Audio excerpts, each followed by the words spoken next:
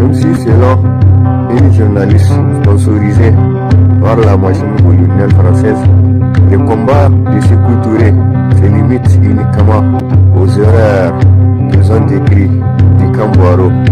Même si, selon ces dignes fils de l'Afrique, nous préférons la dignité dans la pauvreté que la richesse dans l'esclavage. Il a été un courage hors du commun pendant le soleil des indépendances de l'Afrique occidentale française.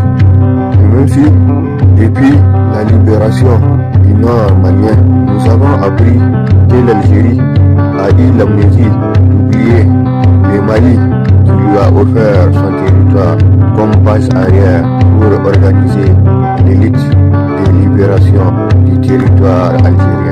Puisque les dirigeants algériens ont eu la sottise et l'équilo de permettre à la France colonialiste moderne de forer des puits du gaz pour piller sans vergogne les richesses maliennes. Même si selon Kofi Gomez, la notion d'intégration est une fumisterie conceptuelle, il disait que nous demandons la réinsertion politique, économique, culturelle et professionnelle du nègre. Il disait que c'est la seule solution pour sortir les nègres de l'illusion d'une intégration improbable. Il disait que la notion d'intégration est un faux mot pour maquiller l'assimilation ou l'aliénation. Il disait, d'ailleurs, même si tu as la dignité, tu ne peux pas être centrafricain et demander à être normal, sauf si tu t'appelles Senghor en quête de normanditude.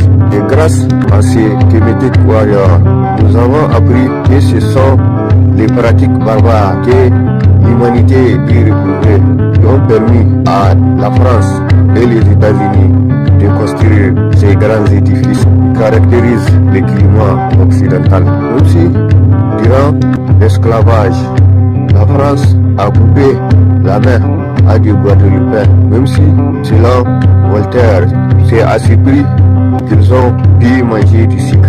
Et même si, selon Kofi, Voltaire était tout simplement un vulgaire trafiquant de chair humaine, parce qu'il était un actionnaire de la traite négrière.